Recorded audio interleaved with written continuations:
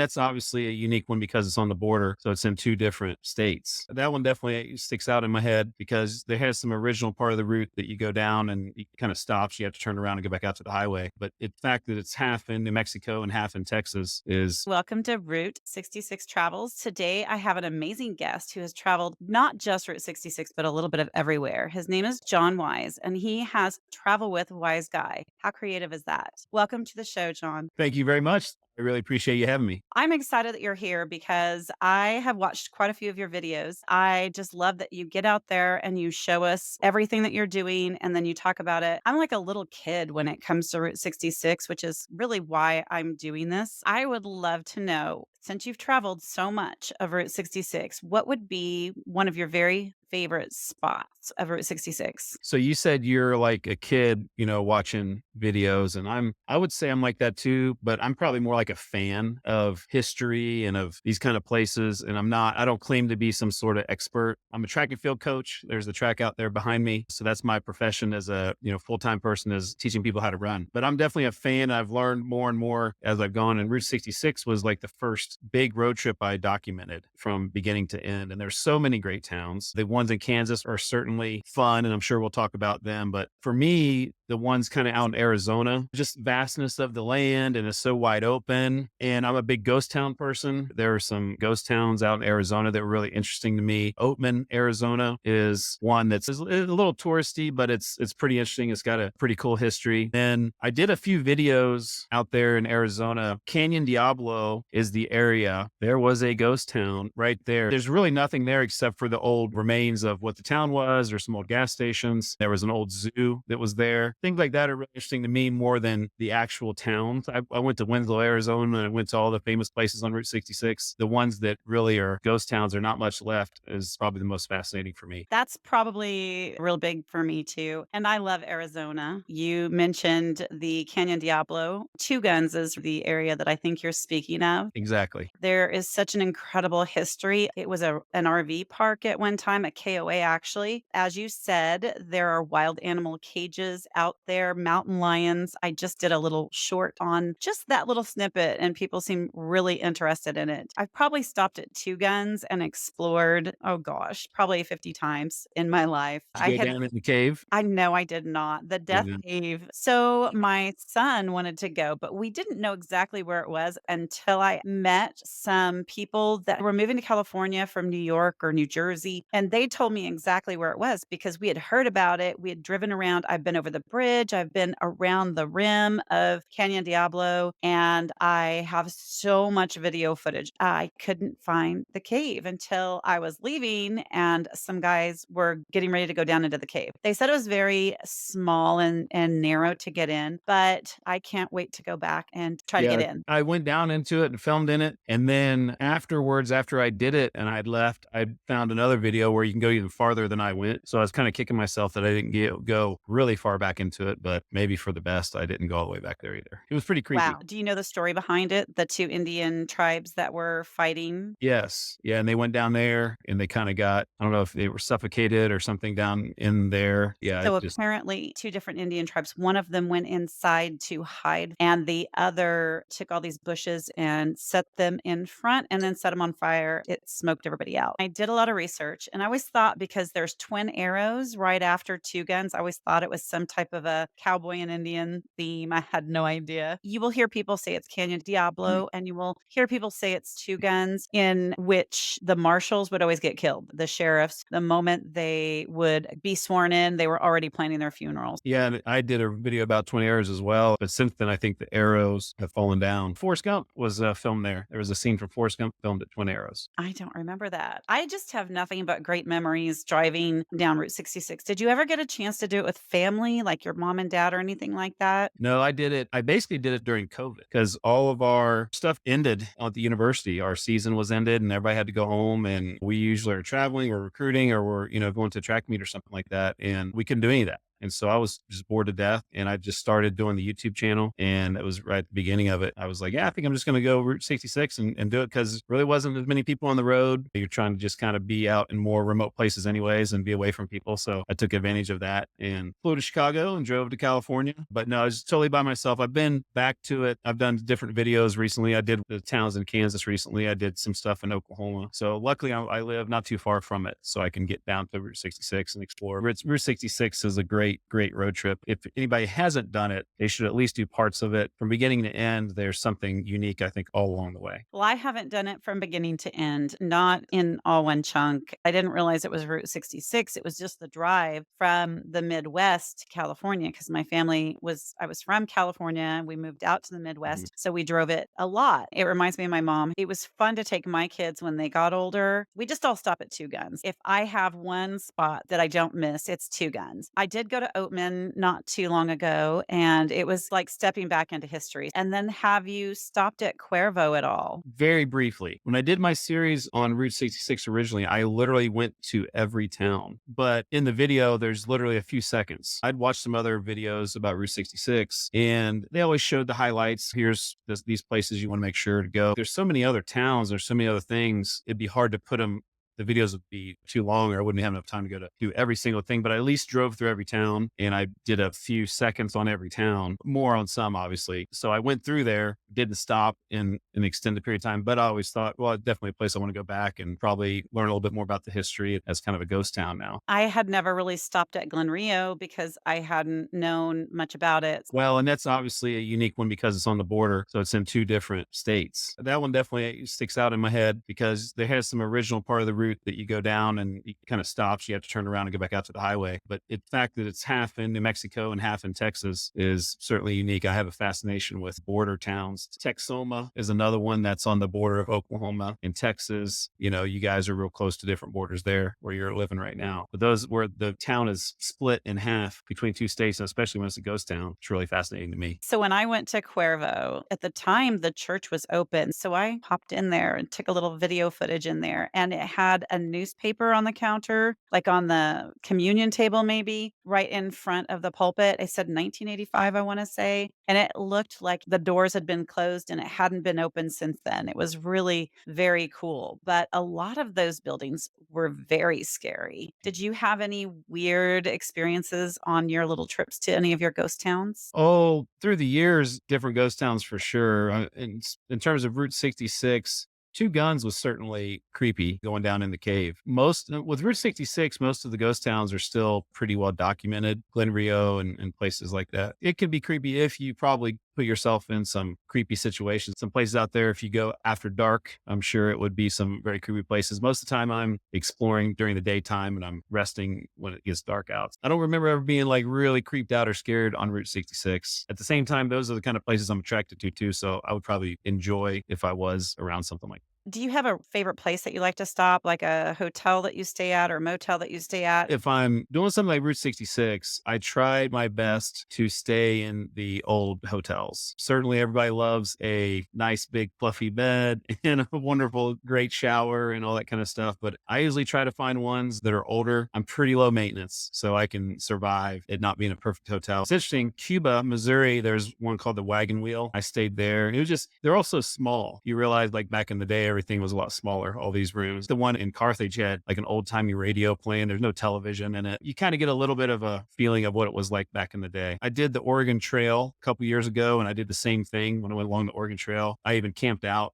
one of the nights on the Oregon Trail. So trying to feel as authentic as possible in the time frame that these are hotels that would have been open and the neon signs would have been bright and it would have been something for the travelers to see as they're trying to get across the country. I've tried very, very hard to stay in a local mom and pop type motel that is authentic to Route 66. It's really nice to be in the heart of it. I can just enjoy it anytime I want. If I'm running to Joplin to visit my daughter, or if I'm going to Tulsa, I'm taking Route 66 every time and I'm taking more video footage and I'm exploring a new place. It's really a lifestyle, it's a community. Once you start really getting into it, you just kind of get a little deeper and deeper each time. Let's say you only had a week week? What would you do on that trip? What towns or highlights would you stop at in just a week's time if you had from Chicago to Santa Monica? I'm not the typical tourist because I'm looking for the more obscure and off the beaten path places. So, because on that first trip, I did go to most all of the main stops. If I was going to go again, I would certainly try to learn more about the history of some of the more unknown towns along the way. Some of the ones that would have been there in the 40s or 50s, and now they're ghost towns that you just drive on past. I'm more interested in that, or maybe even 5 or 10 miles north and south of the road. What are some things that are just off the road? I just did a video in Oklahoma where it was basically Route 66, but I explored north and south of Route 66 a few miles and discovered some really interesting small towns and ghost towns and communities and just different things between the Kansas Oklahoma border all the way down to Tulsa. So just kind of getting a little bit off the route if you've already done it once. If you've never done it, I think there's, so many things to see the first time. For me, the second time would be going back and looking at those small towns, ghost towns, or things just north and south of the road a few miles. The side trips can also be a lot of fun. Just in this little area here, we have north of us a little bit is the Big Brutus, which is an enormous machine. I lived in the Joplin area for half my life and I had never seen it. It's what, 30 minutes from there? So it was pretty exciting. I totally get the whole side trip thing. When you say you stayed in Tucumcari and you stayed, was it the Blue Swallow or was Yeah. it Roadrunner Lodge? The Okay. Blue Swallow. Yeah. Roadrunner Lodge, he is doing an amazing thing with that property. He just bought the hotel next door, which was completely a shell, basically. If you go in, it's exactly like you were describing Boots in Carthage. It's got the old timey radio playing. Everything is old timey. You got little moon pies, which I thought was really fun. It was just a really great experience. I did not stay at Blue Swallow at the time that one was booked. So I went to Roadrunner. And then I stayed at a couple of other places there that they're all wonderful. They're all trying to refurbish and renew. And I just feel like we just need to do everything we can to kind of liven that up and help them and encourage them to keep moving forward. So, when is your next trip? When are you planning to do something along Route 66? I did a little bit of a deep dive on the Kansas Route 66. I released several videos. One was just I had a GoPro on my front of my car and I did the entire 13-mile drive and just did it in double speed. So that's on my channel. And then I also went to every town. There's the three towns in Kansas on Route 66. And then I also went over to Lowell. It's just south of Riverton there. And so I went over there and talked about the history of that town a little bit. So Route 66 has two alternate routes. There's Kansas 166, and that goes from basically Baxter Springs over to about halfway through the state. And it was 164 miles. It actually starts in Missouri for about a mile and then crosses over there by the casino. And then there in Oklahoma, it's 266. There's a short part of it. And those are like alternative routes of Route 66. So I made two videos about 166, and I was just curious of how it compared to Route 66. It was really interesting. It was very similar in a lot of ways, but not very well documented. There's some interesting history. Coffeyville is on that and Arkansas City. There's a lot of history, but the road isn't as documented. Route 66 is very well documented. There's all kinds of books and history you can learn about Route 66. I think the Kansas part is maybe one of the more underrated parts of Route 66 because there's so much packed into those 13 miles. And the people in Kansas really do a great job, I think. Per mile, it's about as much Route 66 as you're going to get along that road. There are parts of it that there's just nothing for a long time. But you get into Kansas, you're going to see a lot of stuff in those 13 miles. I'd like to get more out west and explore like the Arizona and New Mexico, places like that we were talking about earlier. So, I'm not trying to correct you, but I'm going to correct you. It's 13.2 miles. Okay, I 13.2. I don't I know, need to there's some change the title on a controversy, I video. guess, in there. Some people think it's just under, and then there's 13.2, which is it's hilarious because people just, "Oh, there's that point 0.2 thing again." It's kinda funny. Well, I think 13.1 is perfect because that's a half marathon. You could do the I Kansas know. 66 half marathon So from are you Missouri to Oklahoma. exactly, are you gonna help me get that started? Actually, I will it's a help, but I will not run it. it's a centennial thing that we are actually talking in the talks of doing, so I did watch your video. When did was that recorded? Was that pretty recently? In Galena? Yeah, probably like early March. Okay, so since then, new things have popped up just since that video. They have a shield that's going to be like a drive-through shield like they have in Kingman and other areas. It should be done just any day now. There's another shield in Galena. There's just so many fun things. So have you heard about the new American Heartland Park that's gonna be popping up in Veneta soon? I have not. Apparently, big, huge theme park. They also have something called Three Ponies, which is an RV park. I think the concept behind that is they need to have an RV park for all the many workers that will be there building this theme park. But it's supposed to be a huge $2.2 billion theme park. That's pretty cool. I think they were trying to do 2026 as their opening. I don't know if that's gonna be something that'll work. Tell me a little bit about your YouTube channel, how people can find you. So it's Travel with a Wise Guy. And my last name's Wise. I don't claim to be a smart person. It's just that's what my name is. For a couple years now, I've been releasing videos every Thursday and Sunday. So twice a week. They come up at 7 o'clock in the morning. I've started doing some interviews and podcasts like this here and there, mostly about small towns, ghost towns, historic roads like Route 66. I'm starting maybe this summer some new things that I'm going to try out on the channel. I've been interviewing some of these bigger YouTube, creators, and some of their advice is just they're just like try everything. They have no idea how their channels got popular. I think that's important is to do things that you like and that you're passionate about. And so I'm from a small town. I grew up on a farm. And so small towns and rural areas I kind of connect with. And I've been living in cities for a long time, with my job. So just kind of reliving some of my childhood, going to these small towns and connecting with the rural areas again. So that's what most of the video is about. I'm going to go to Alaska this summer, and that's going to be a fun trip, and then Hawaii later in the year. So I've been to all 48, I guess, what do you call it, continental United States. And so Alaska and Hawaii are my last two. So I'm going to knock those off this year before I turn 50. So that's my goal, 50 states before 50. I love it. So when you were young, how did you feel about history, social studies? I was not a fan, and now I'm like the biggest fan. Yeah, I was not. History was one of my least favorite subjects. I was good at math. I was not good at science, and I was not good at history. And I just didn't like history. I do remember a class in college that I had to take a history class, and I had a good professor, and he made it interesting. So that's probably the first time that I kind of found somewhat interesting, but not.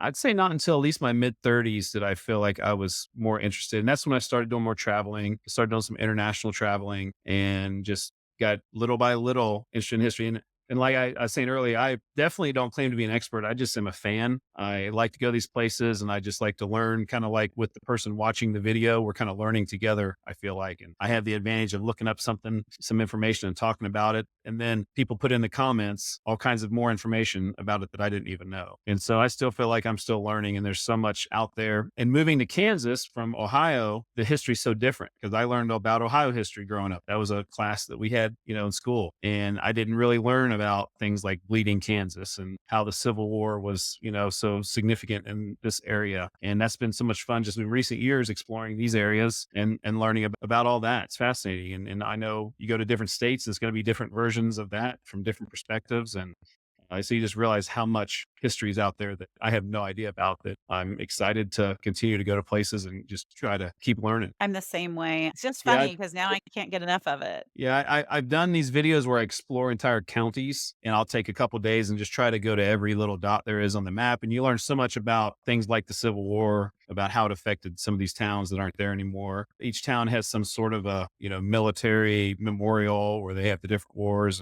and how it affected the town and things like that. And the littlest towns have things like that. So, yeah, it's fun, and it's never boring. I never get tired of it. And I wake up and grab a coffee and head off into the dirt road somewhere. And I'm like, can't wait to see what I find next. I love it too. Do you do any metal detecting? Because you seem like you might be a metal detector. No? No, I'm not a metal detector. Well, I have a drone, so I do fly my drone, and that is it's a different kind of detecting because you're starting to find different things from above. So that seems to be something that is unique in some of the videos that I've made. That it's like here's a town, and you're walking through the town, but you give a perspective of the whole town. Here's the whole thing from above. And it shows just how small it is, or how like here's this, and there's just fields for miles and miles as far as you can see, even with a drone. I did. I really like that with your videos because it was cool for me. I was looking at buying a building, and when you did that drone over the town, I could see the roof. Hey, It was very helpful. you're welcome. I'll take 10% if you can find your seat. Right. There you go. Okay. So yeah, one of my goals is to just start buying buildings and helping them find new life and find new parents or new people to see what they could do to breathe life into it. That's really what I want to do. And I feel like it's just very hopeful for these small towns. to see some new life being breathed back into it. And that's kind of what I love to do. Plus, there's a lot of people that are wanting to retire that have been doing the business for 30, 40, 50 years, 60 years. And you got to I want to help people take those businesses over so they don't just disappear because I feel like that's really important. Yeah, what I'm learning, there's so many older people that watch my videos, but every once in a while you find younger people, and a lot of people now, because you're more able to work remotely, that living in the city or living in a place that's more convenient to work isn't as important as it used to be. And I think that moving forward, it probably will continue to be less important. So then people are, well, where is maybe affordable or maybe away from the hustle and bustle or safer places to raise a family. There's a lot of these small towns out there that have all of that there, except they're just not directly located near a big city. But maybe that won't be as important in the future in some of these small towns that are hanging on and surviving. Maybe they'll have a second life at some point here. That's what I hope. It's cool that some of these towns you do see a revival in some of these towns. I do sense people maybe getting frustrated living in the cities and some of the, things that are happening these days. Well, I just moved back here from California. Even though I had lived in Missouri half my life, I was born in California. I've traveled Route 66. I've traveled it back and forth my entire life. But this is where I want to spend the rest of my life in the Midwest, in these wonderful little towns. It's just that community. I think that that's what we all desire is to have fellowship with people that are like-minded. And that's really where my motivation came from with Route 66 travels. I want to bring together people that are wanting to learn more about Route 66. That's like you said, do something that you truly, truly love. And that's what I'm trying to do. John, thank you so much for being a guest today. And I will post your link to your YouTube channel so that people can check you out. I really love that you focus on smaller areas, that you really do a thorough investigation because that's what I like. I could just go down the little rabbit holes all day long. Thank you so much, John. And thank you, everybody, for tuning in.